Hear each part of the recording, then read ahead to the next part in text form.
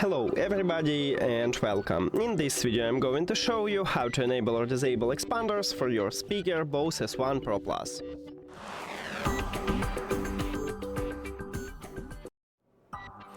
And at the back side of the speaker we have all controls here, and we will use only third channel because we connected to it and we don't use these two channels.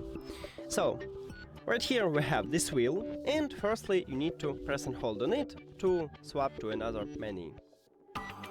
And right here we have expanders, so firstly turn this wheel clockwise to swap to expanders and then press on it.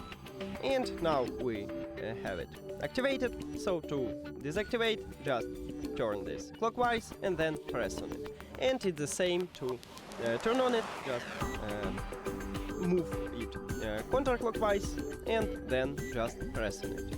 After you make it, you can just turn it counterclockwise and press on it and go back, or after 10 seconds it will return to a default menu, so don't worry.